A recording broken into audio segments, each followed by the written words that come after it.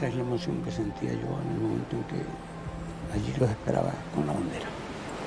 Y soñando que esa escena las repitan siempre las futuras generaciones de siglo en siglo. ¿Qué mensaje usted le enviaría a las generaciones del próximo centenario? Que sean iguales que las generaciones que las precedieron. En primer lugar, la generación que inició nuestra lucha por la independencia.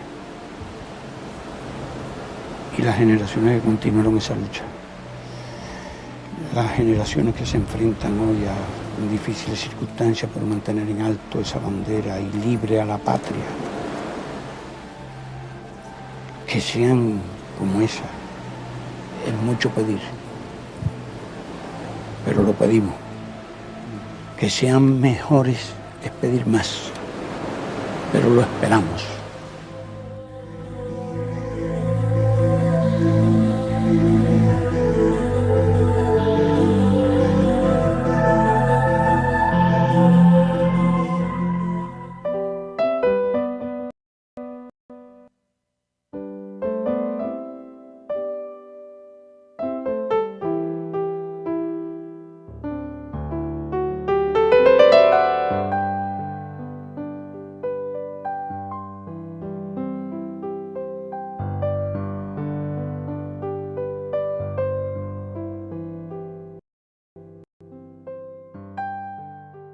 Corría enero de 1853, y en una casa de familia humilde y tradicional de la entonces calle Paula, en La Habana, nacía un niño que fue luz, guía y es inspiración. José Julián Martí Pérez, el hermano mayor y único varón, supo siempre de decencia, coraje y dignidad. Creció amando la entereza de sus padres y de su maestro, y sufriendo ante la injusticia vil que se imponía a la tierra que lo vio nacer. Tuvo entonces, desde muy pequeño, una actitud consecuente ante la vida. Juró trabajar sin descanso por Cuba, venció los más duros obstáculos y combatió para servir mejor e incontrastable.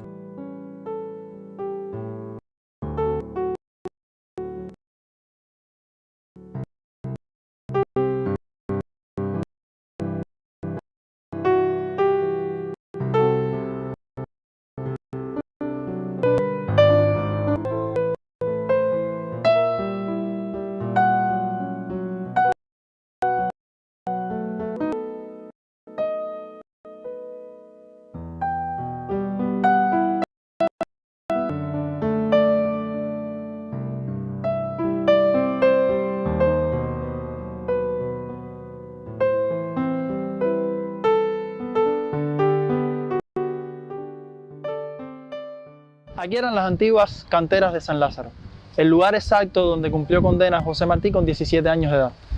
Dígase el sitio donde enviaban a aquellos prisioneros condenados por la corona española precisamente por ser infidentes a la misma. Era, digamos, el igual a muerte.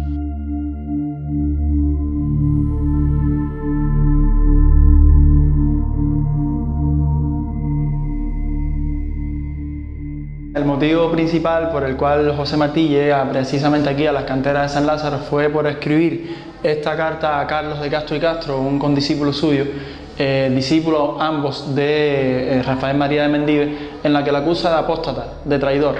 Dígase esto cuando él suceden los acontecimientos de la Villanueva, esa noche sangrienta de la historiografía cubana, en el que se dice por primera vez en este teatro Viva Cuba, pues el cuerpo de voluntarios, este pelotón, sale a las calles a arremeter contra aquellos que olían a infidencia de la corona española.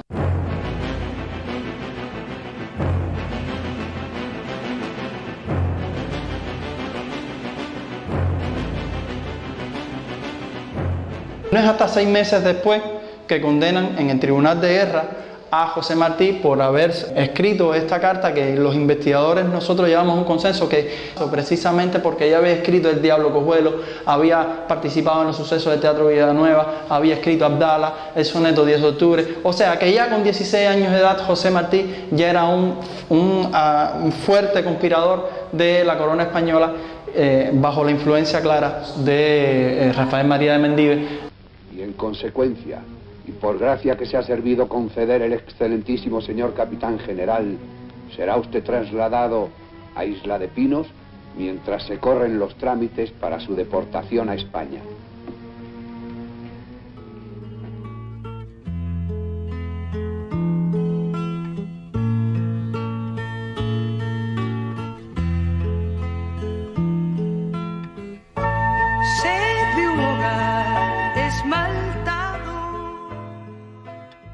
Mírame, madre, y por tu amor no llores, si esclavo de mi edad y mis doctrinas. Este muchacho que sale para España ya tiene doctrinas. ¿De dónde salieron esas doctrinas? De toda la tradición de pensamiento revolucionario y patriótico cubano. Es un patriota formado, es un hombre que ama a su patria, que ha visto sus dolores y que ha visto también cómo ha sido explotada por el aparato colonial. Pero llega a una España muy particular, una España que no es ni la tradicional ni la que después va a surgir. En el año 68 se produce lo que los españoles le llamaron la Revolución Gloriosa, pero es el derrocamiento de la monarquía. Y es un periodo donde va a haber distintas tendencias, pero es donde surge también la primera República Española. Y este presidio político y los distintos trabajos de él en esa etapa están dirigidos a una España que puede cambiar, una España que puede ser distinta, una España que puede ser progresista. Y esa España progresista puede tener muchos valores similares a los que hay entre los patriotas cubanos. Pero lo que más rápidamente comprende Martí es que ni los liberales españoles son capaces de comprender la tragedia cubana. Su libro trata de tocar la sensibilidad española, pero fíjate cómo cierra, cuando él dice que no sean liberticidas de Cuba los libertadores de España. Pero lo que está diciendo Martí, lo que ve Martí, es cómo un progresista en España ve el progreso para España, pero no es un descolonizador. Es decir, sería partidario y capaz de producir libertades en España, pero no le daría libertades a Cuba. Es su comprensión de qué es el colonialismo. Y esta es, yo te diría, la esencia de ese momento martiano. Esa comprensión de la diferencia entre el modo de pensar en la metrópoli y el modo de pensar en la colonia. Pero Martí ese periodo lo aprovecha enormemente, porque conoce las corrientes socialistas europeas, conoce las corrientes anarquistas, conoce el pensamiento jurídico, conoce el pensamiento filosófico de Europa. Cuando viene a América, a nuestra América, va a decir que lo más importante es no solo conocer a los arcontes de Grecia, sino conocer a los nuestros. Y va a decir algo más fuerte, cuando dice ni el libro yanqui ni el libro europeo daban la clave del enigma latinoamericano. Es decir, es una reafirmación en esos pocos años y después los recorridos que él va a dar por América, es una reafirmación de que América tiene que pensarse a sí misma, tiene que construirse a sí misma. Y en eso es único, no porque fuera el único que vio esto, sino en la forma en que lo expresa, en la forma que lo transmite y en la forma que es un doctrinario de la verdadera igualdad de los pueblos y de la humanidad toda. Es decir, ese lapsus de tiempo que está él en España es un momento de crecimiento, pero sobre las bases de las doctrinas que ya tenía cuando estaba en el presidio. Llegados los sucesos de los estudiantes de medicina, sabrán que este horrible hecho ocurrido en noviembre del año 71, en el que condenan a muerte a 8 de los estudiantes, 4 de ellos involucrados supuestamente de forma directa, y 8 escogidos al azar en un grupo de estudiantes. Ese grupo de estudiantes era el grupo de estudiantes de Fermín Valdés Domínguez. Es por ello que todos están presos, tomados prisioneros en cárcel, y cogen al azar a 4 de ellos. Una vez fusilados, el resto de los 35 estudiantes pues fueron condenados a 6 años de cárcel y trabajos forzados aquí en las canteras de San Lázaro. Cadáveres amados, los que un día en sueños fuisteis de la patria mía, arrojad, arrojad sobre mi frente polvo de vuestros huesos carcomidos. Tocad mi corazón con vuestras manos, gemid a mis oídos. Cada uno ha de ser de mis gemidos lágrimas de uno más de los tiranos. Y uno de los hechos más trascendentes en ese periodo, estando él en España, es precisamente el asesinato de los estudiantes de medicina y la prisión de otra parte de ellos. Porque no es solo los muertos, sino los que van a sufrir la misma prisión que él sufrió. Y yo te diría que desde que tú empiezas a ver todas las etapas de Martí, está por un lado el pensamiento, pero por otro lado el sentimiento. No hay nada en Martí escrito que no refleje la sensibilidad profunda de ese hombre que sufrió, yo diría, hay que ver sus escritos, sufrió como pocos el dolor ajeno. Era un hombre capaz de sufrir lo que sufrían los demás. Eso es lo que lo hace un patriota, eso es lo que lo hace revolucionario. Ese periodo, que Martí lo llamó tregua fecunda, reposo turbulento, pero yo diría que en el turbulento periodo fue donde se consolidó el pensamiento martiano, que tiene muchos elementos y muchos componentes, pero que todos se unen en uno solo. El periodo que ya ha conocido España, que ha conocido América Latina, México, Guatemala, Venezuela. Es el periodo en que ha conocido los Estados Unidos y escribe ese extraordinario trabajo que se llama Vindicación de Cuba. Es el periodo en el que ha profundizado las características políticas de los grupos dominantes norteamericanos, pero también del pueblo norteamericano. Para él son dos cosas que hay que distanciar, lo que es la política hegemónica de los grupos de poder de Estados Unidos y lo que es el pueblo norteamericano, su literatura, que es excelente.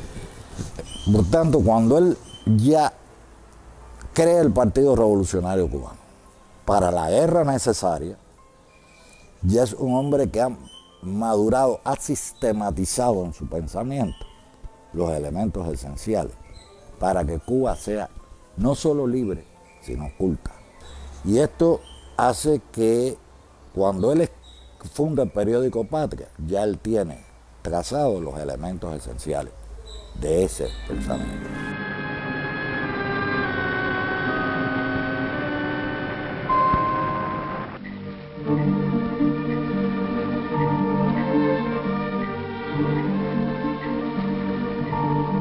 Martí y Gómez pisan tierra cubana con la firme voluntad de sacudir el yugo colonial y aplicar en la patria redimida la doctrina contenida en el manifiesto de Montecristi que días antes habían firmado.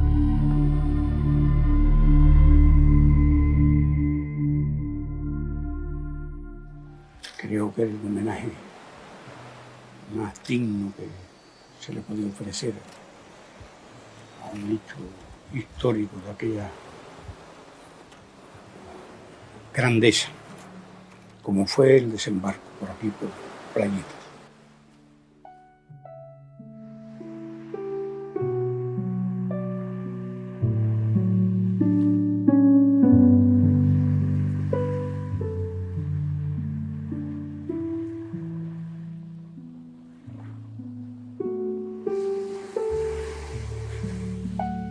Me recordaba muchas cosas, como no es lógico. Me recordaba nuestro propio desembarco. En el 56.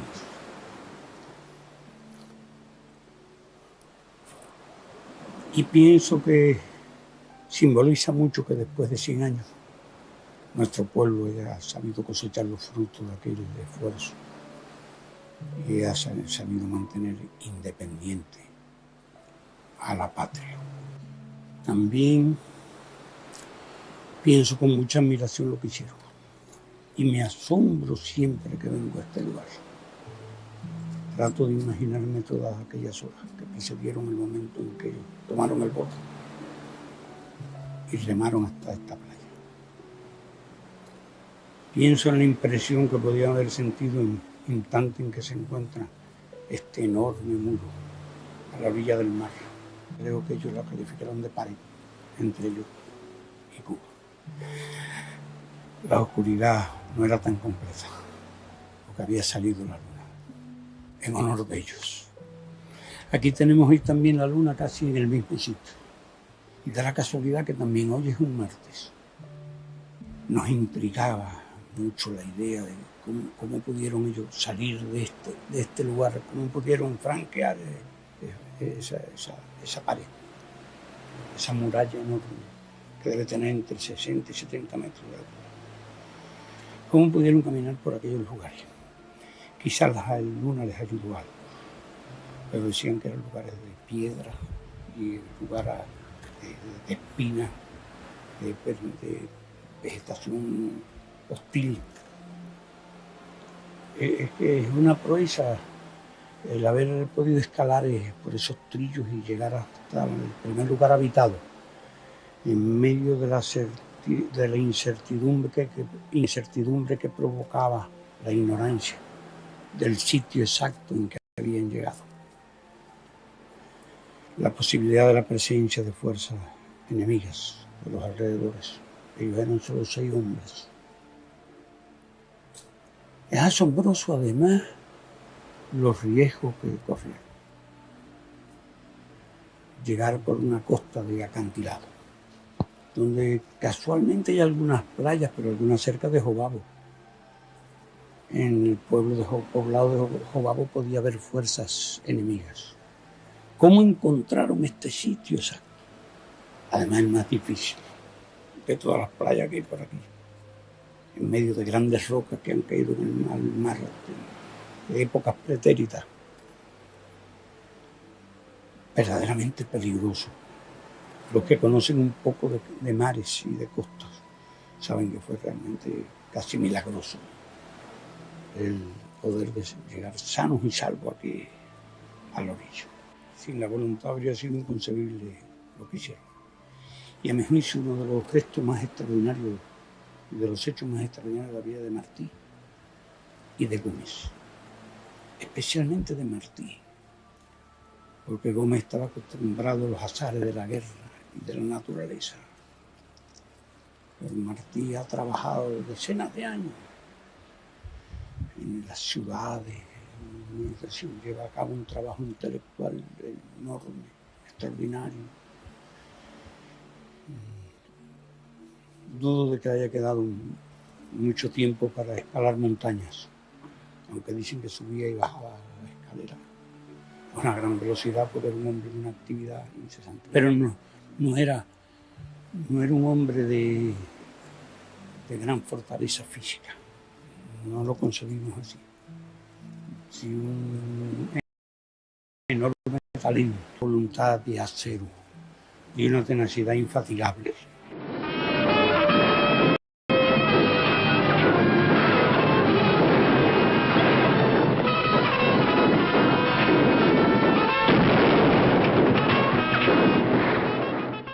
Ahora, ¿cuál es la diferencia de cuando estaba en España, lo que hablábamos en algún momento, de este momento de la guerra necesaria?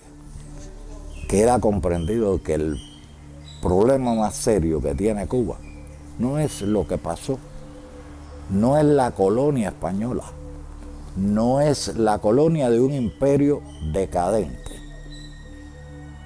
que ya no sostiene, sí, somos los últimos eslabones que quedan de aquel gran imperio americano español. Él lo que comprende es que lo que están haciendo en su época, y lo que están haciendo en su época, es el imperio norteamericano. Por tanto, la guerra necesaria es guerra necesaria, rápida y grandiosa. Es decir, Y es el interés de crear la república en medio de la guerra. No es sacrificar la guerra por la república, como había pasado en las discusiones de la guerra de los 10 años, sino cómo ir construyendo lo que necesariamente tendría que enfrentar, una vez Cuba liberada, la nueva sociedad que había que crear. Todo eso forma parte de una gran experiencia y sobre todo de una inteligencia excepcional, como para poder distinguir y saber qué son los elementos esenciales para el futuro. Ya estoy todos los días en peligro de dar mi vida por mi país y por mi deber, puesto que lo entiendo y tengo ánimos con que realizarlo, de impedir a tiempo con la independencia de Cuba que se extiendan por las Antillas los Estados Unidos y caigan con esa fuerza más sobre nuestras tierras de América. Cuanto hice hasta hoy y haré, es para eso. Por eso hay un interés, lo va a decir en la carta Manuel Mercado, la última carta, cuando dice que en silencio había tenido que ser, porque hay cosas que se levantan, obstáculos muy poderosos, de impedir a tiempo, con la independencia de Cuba, que se extiendan por las Antillas los Estados Unidos y caigan con esa fuerza más sobre nuestros pueblos de América.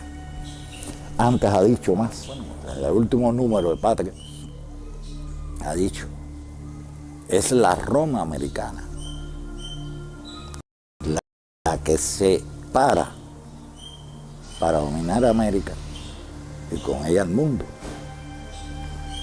De lo que se está dando cuenta Martí es que esa fuerza más va primero a empezar por Cuba, pero una vez que Cuba caiga, será América y al final será el mundo. Por eso, con la independencia de Cuba, y fíjate la magnitud de la idea que él expresa, con la independencia del mundo, y dice, o mejor dicho, con la independencia de Cuba, y dice, es un mundo lo que estamos equilibrando. ¿Qué está observando Martí? Y es sacar constantemente el nacimiento de una época, el nacimiento de un imperio que se prepara para conquistar el mundo. Y en esa preparación del imperio por la conquista del mundo, el primer paso es Cuba. Quizás por eso Martí pudo ver con mayor claridad que otros escritores europeos lo que estaba forjándose y que iba a ser predominante durante los tiempos que venían. Yo creo que hoy esa visión martiana se ha cumplido. Es decir, es verdad que un imperio, y un imperio que empezó por Cuba, hoy pretende el dominio absoluto del mundo.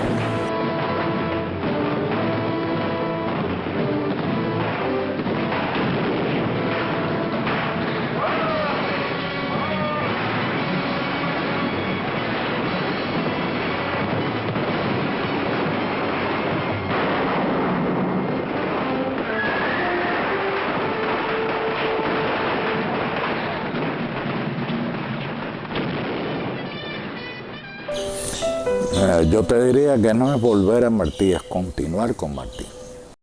Porque lo primero es que Martí no murió aquel 19 de mayo. Martí murió físicamente, desapareció físicamente, pero el legado, su pensamiento, empezó a vivir cada vez más intensamente, no solo entre los cubanos, entre los latinoamericanos también. Y cuando se instaura una república neocolonial, ¿cuál es el eje fundamental de la vindicación de Cuba? José Martí. Pero es más, nosotros los que heredamos en el siglo XX el pensamiento martiano, tuvimos una suerte que se pudieron publicar las obras completas de Martí, por tanto tenemos más posibilidades de profundizar y leer en él. Pero uno de los momentos más impresionantes de Mella es cuando descubre a Martí y hace las glosas al pensamiento martiano. Es decir, a partir de ahí no hubo dirigente, líder revolucionario que no fuera martiano y que no fuera las obras de Martí. Presidía Villena, pero podemos hablar de muchos más. Roa, Marinelo, Carlos Rafael. ¿Cuál es la obra extraordinaria de Fidel Castro? No era rescatar a Martí, sino rescatar al Martí revolucionario, que era el que se quería que descansara tranquilo. Y el Martí revolucionario está desde los versos sencillos hasta la carta a Manuel Mercado, desde sus análisis de la literatura, desde sus poemas hasta su pensamiento político. Y eso es lo que Fidel Castro logra dar en un todo unido. Cuando se produce el Moncada en su alegato de la historia Nelson Verá, el que lea eso se da cuenta que detrás lo que está es José Martí. Y no por gusto él dice que Martí es el autor intelectual del Moncada. Está sellando la unidad de la Revolución Cubana, las bases de la Revolución Cubana en el pensamiento martiano. Y todo el proceso revolucionario hay una referencia constante a Martí. Hay una referencia porque todo lo que se hizo, cuando Fidel habla de que se cumplió el programa del Moncada, lo que está hablando es de que se cumplió el sueño martiano. Y por eso nuestra Constitución, ¿cuál es el primer aspecto? La idea martiana.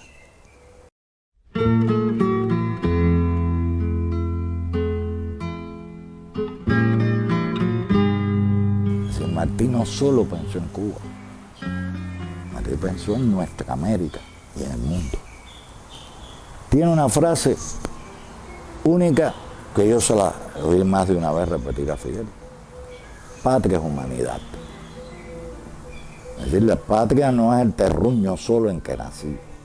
Patria es la humanidad entera.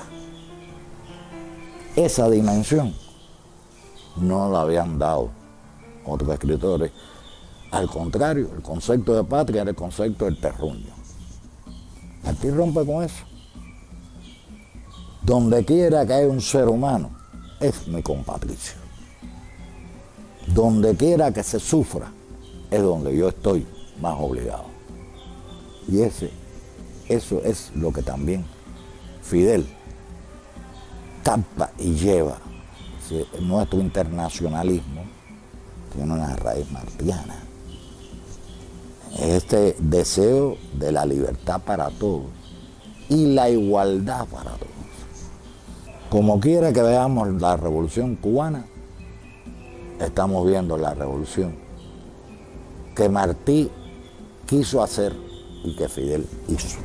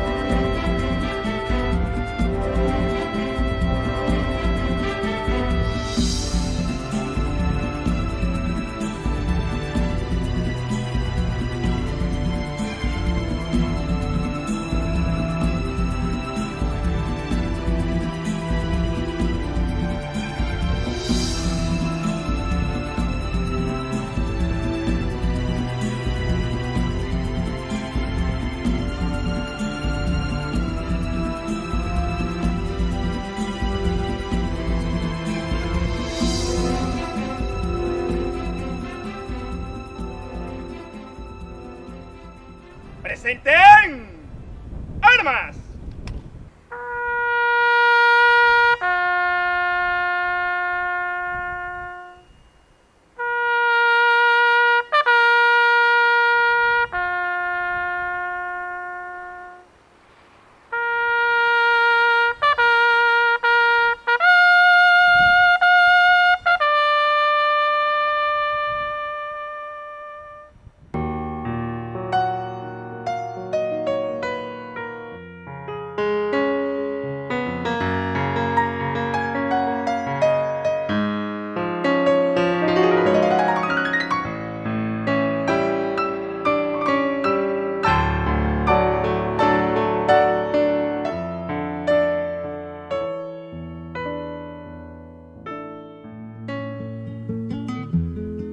Que sean mejores es pedir más, pero lo esperamos. Yo soy un hombre sincero, de donde crece la palma, y antes de morirme quiero echar mis versos del alma, echar mis versos del alma.